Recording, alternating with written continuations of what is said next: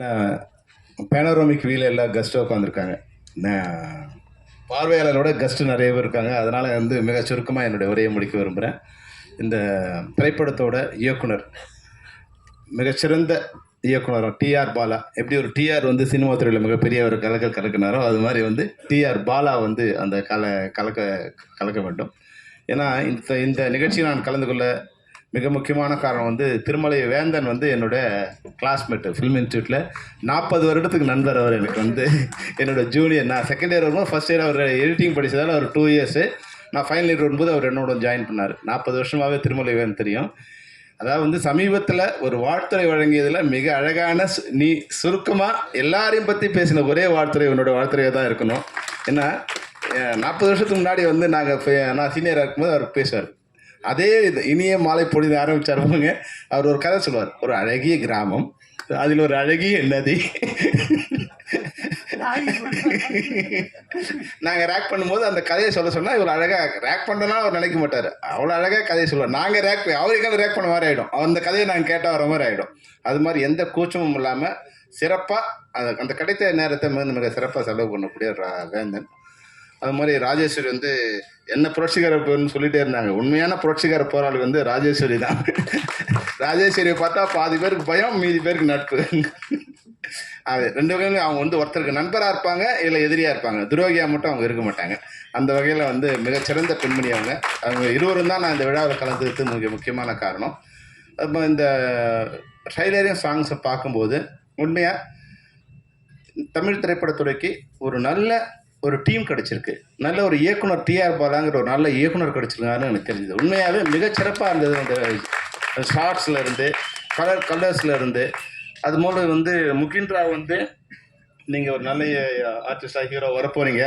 இதே போல் வந்து எங்களோட எப்பவுமே நட்பாக இருக்கணும். அது மாதிரி வந்து ஹீரோயின் பவ்யா வந்து எனக்கு பார்க்க கொஞ்சம் சமந்தா மாதிரி எனக்கு தெரிஞ்சது. கொஞ்சம் அழகாக வந்து அந்த ஸ்மைல் வந்து ஏன்னா ஹீரோயினை சூஸ் பண்ணும்போதே என்னென்னா 2 விஷயம் தான் நாங்கள் பார்ப்போம். ஒன்று அவங்களோட கண், இன்னொன்று அவங்களோட ஸ்மைல். அந்த சிரிப்பு அழகாக இருந்ததுன்னா நிச்சயமாக வந்து பார்க்குறவங்கள தன்மைப்படுத்தணும். அது மாதிரி வந்து பவ்யாவுக்கு வந்து அந்த ஸ்மைல் வந்து ரொம்ப ப்ளசண்ட்டாகவும் அழகாகவும் இருக்குது. நிச்சயமாக நீங்கள் வந்து உங்களுக்கு தமிழ் திரைப்படத்துறையில் இல்லை தென்னிந்திய திரைப்படத்துறையில் உங்களுக்கு ஒரு இடம் இருக்குது. ஆனால் ஒரே ஒரு வேண்டுகோள், நீங்கள் வளர்ந்த பிறகும் இதே மாதிரி வந்து எங்களோட நட்பாகவும் அன்பாகவும் பணிவாகவும் இருக்கணுங்கிறது தான்.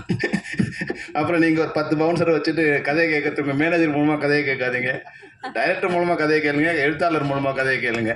அது வரைக்கும் எப்போலாம் நீங்களாம் ஆர்டிஸ்ட்லாம் வந்து டைரக்டர்கிட்ட கதையை கேட்டிங்களோ, எழுத்தாளர்கிட்ட கதையை கேட்டிங்களோ, அது வரைக்கும் தமிழ் சினிமா நல்லா இருந்துகிட்டே இருந்தது. என்றைக்கு மேனேஜரோ இல்லை உங்களுடைய பிஏக்களோ கதையை கேட்டு அவன்லாம் விளங்காதவன் தான் அங்கே வந்து உட்காந்துருப்பான். எங்கள் சினிமா துறையில் தோற்றவன் தான் அங்கே வந்து உட்காந்துருப்பான். அவன் எங்களை பார்த்து வந்து எங்கள் மேலே அவனுக்கு ஒரு கோவம் இருக்கும். நாங்கள் ஜெயிச்சவங்களை பார்த்து அவனுக்கு கோவம் இருக்கும் இல்லையா? அவங்க எங்களை ஃபில்டர் பண்ணுறதுலேயே இருப்பான். அவனுக்கு யார் சலாம் அடிக்கிறோனோ அவன் தான் அங்கே ஹீரோ கிட்ட போகிற மாதிரியான ஒரு சூழ்நிலை இன்றைக்கி இருக்குது. அது மாதிரி நீங்களாம் இல்லாமல் மறுபடியும் வந்து பழைய சினிமா துறையில் ஹீரோவுக்கும் நாயகர்களுக்கும் நாயகியருக்கும் தொழில்நுட்ப கலைஞர்கள் வந்து ஒரு நேரடி ஆக்சஸில் இருந்ததுன்னா, படம் முடிஞ்ச பிறகு கூட நான் இப்போது 16 படம் முன்னே 16 படத்தோட நாயகர்களோ நாயகியரோ இன்னைக்கு வரைக்கும் நட்பாக இருக்காங்க. ஆனால் இன்றைக்கி ஒரு படம் முடிஞ்ச உடனே அதனுடைய இயக்குனருக்கு அடுத்த அந்த ஹீரோவோட பழக்கம் இல்லாமல் போயிடுது. அப்போது இந்த இண்டஸ்ட்ரி வந்து அப்படி ஒரு தொடர்பில்லாத இண்டஸ்ட்ரியாக, நட்பில்லாத இண்டஸ்ட்ரியாக மாறிடுது. அப்போ நட்பில்லாத போது என்னோடய படங்கள் தோல்வியாட ஆரம்பித்ததுக்கு நான் ஒரு காரணம் கண்டுபிடிச்சேன். ஏன்னா எப்போ வந்து படைப்பாளிக்கும் நாயகனுக்கும் நாயகருக்கும் வந்து ஒரு புரிதலின்மையோ இல்லை வந்து நட்போ இல்லையோ அந்த படத்தை வந்து ஜெயிக்காது.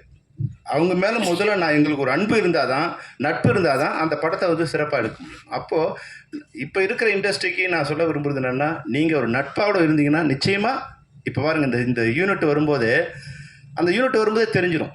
அந்த யூனிட் வந்து ஒரு நட்பான யூனிட், ஒரு யூனிட்டியோட இருக்குன்னு. இப்போ இந்த ஜின் யூனிட் வரும்போதே எல்லோரும் அந்த இதை போட்டுக்கிட்டு அந்த பனியனை போட்டுக்கிட்டு அவங்க டைரக்டர் பேர் வரும்போதோ இல்லை ஹீரோ பேர் வரும்போதோ ஒரு கூக்குரல்றது ஒரு மகிழ்ச்சி ஆரவாரம் இருக்கு இல்லையா?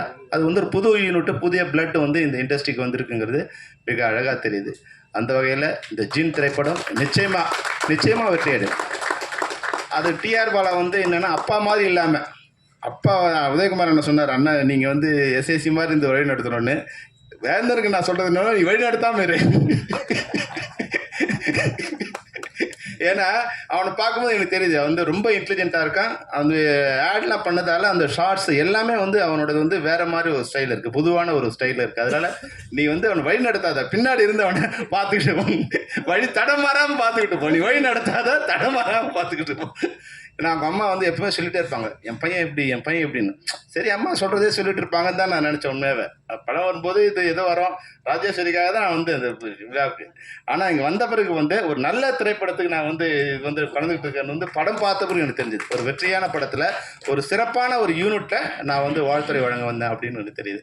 அது மட்டும் இல்லாமல் இங்கே வந்து மேடையில் வரும்போது பார்த்தா ஃபிலிம் இன்ஸ்டியூட் ஸ்டூடெண்ட்ஸாக உட்காந்துருக்காங்க. கேஆர்லேருந்து, அரவிந்த் ராஜ்லேருந்து, உதயகுமார்லேருந்து, நான்லேருந்து எல்லாமே ஃபிலிம் ஸ்டூடெண்ட்டாக உட்காந்துருக்கோம். அந்த வகையில் இப்போ வேந்தனும் எங்களோட ஜூனியர் தான். அவர் உங்க வர வாய்ப்பு இல்லாமல் போன உங்கள் மகன். அது மாதிரி திரைப்படத்தை ஆரம்பிக்கும் போது நல்லா ஆரம்பிச்சார் பாருங்க. ஏன்னா அவர் ஃபிலிமின் ஸ்டூடெண்ட்டு. தாமஸ் ஆல்வா எடிசனையும் லூமியர் பெருதர்சியும் ஆரம்பிக்கும் போது எங்களுக்கு போகணுன்னு முதல் பாடம் சொல்லிக் கொடுக்குறது அதுதான். அதை வந்து முதல் விழாவில் அதை சொல்லிட்டார். அந்த வகையில் மிக சிறப்பானவர். இந்த திரைப்படத்துறை மிக நல்லா இருக்கணும். கேஆர் சார் பற்றி சார் சொன்னார் வந்து உதயகுமார் அண்ணன். எனக்கு வந்து ஒரு ரெண்டு விமர்சனங்கள் லைஃப்பில் வந்து 2 விமர்சனங்கள் எனக்கு ரொம்ப பிடிக்கும். ஒன்று என்னென்னா, நான் அதிரடி படைன்னு ஒரு படம் எடுத்தது. அதுக்கு முன்னாடி வந்து புலன் விசாரணை, கேப்டன் போரான், செம்பருத்தி 3 வந்து பெரிய ஹிட்டு. இப்போ இந்த படத்துக்கான ஓப்பனிங் வந்து மிக பிரம்மாண்டமான ஓப்பனிங். படம் இதுவாக இருக்குது. ஓப்பனிங் அடிச்சு பிடி உள்ளே வராங்க. உள்ளே வரும்போது எனக்கு விமர்சன கடிதம் ஒன்று வந்தது. அது என்னென்னா, அது நான் ஏற்கனவே சொல்லியிருக்கேன். இருந்தாலும் கேஆர் சாரோட இருந்து அதை சொல்லும்போது அது வேற ஒரு இதோடு லிங்க் பண்ணுறதுக்காக சொல்கிறேன். அதை நான் பார்த்தேன். பார்த்தா ஒரு முன்னாடி 15 காசு கடிதம் இருக்கு இல்லையா, அதில் மேலே வந்து இருந்தது. பார்த்தா ஏதோ எழுதியிருக்கு. அது பார்த்தா தமிழ் மாதிரி தெரியுது. அப்புறம் பார்த்தா கொஞ்சம் தெலுங்கு மாதிரி தெரியுது. அப்புறம் அடுத்த லைன் பார்த்தா கன்னடம் மாதிரி இருக்குது. அப்புறம் அடுத்தது சான்ஸ்கிரிட் மாதிரி இருக்குது. ஒரு 8 லைன் தான் இருக்குது. அது என்னன்னே என்னால் படிக்க முடியல. ஒரு மொழி மாதிரி இருக்குது. அப்புறம் பின்னாடி திருப்பி பார்த்தேன். அவர் அதில் எழுதிருந்தான், நீங்கள் இதை படித்தே இல்லையா, இது என்ன மொழின்னு உனக்கு புரியல, அது மாதிரி உன் படமும் எனக்கு புரியல.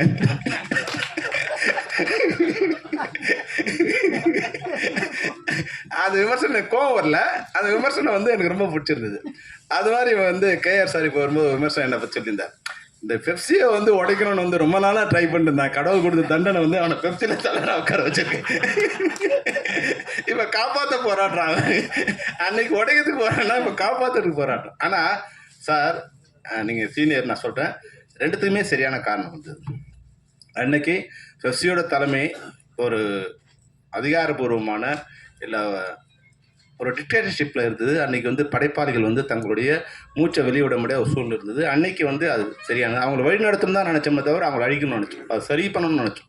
இன்றைக்கி வெளியே இருந்து பண்ணதை உள்ளே இருந்துக்கிட்டு அவங்க பண்ண தப்புகளோ இல்லை அவள் ஏதாவது தவறு பண்ணால் அதே சபையில் இருந்துட்டு இதெல்லாம் சரியில்லை, இது சரி பண்ணணுங்கிற ஒரு இடத்துல தான் நான் உட்காந்துருக்கேன் தவிர அன்றைக்கி என்ன காரணமோ அதே காரணம் தான். அன்றைக்கி வெளியேருந்து போகிறோன்னா இன்றைக்கி உள்ளேருந்து போகிறோம். 2 ஒன்று தான். என்னை பொறுத்த வரைக்கும் 2 ஒன்று தான். இன்றைக்கி சார்லாம் வந்து என்னென்னா, அவர் சொன்ன மாதிரி வந்து கேஆர் சார் வந்து மிகப்பெரிய ஜீனியஸ். அவர் நினச்சா ஆக்கவும் முடியும், அழிக்கவும் முடியும். அவ்வளோ மிகப்பெரிய ஜீனியஸ் அவர். இன்றைக்கி சினிமா இண்டஸ்ட்ரி ஒரு சிரமமான நிலையில் இருக்குது. அதை அவரோட அறிவு வந்து சரியான இடத்துல பயன்பட்டால் இந்த இண்டஸ்ட்ரியை அவரால் காப்பாற்ற முடியும். எனக்கு அவர் மேலே மிகப்பெரிய ஒரு இது ஏன்னா அவரோட நான்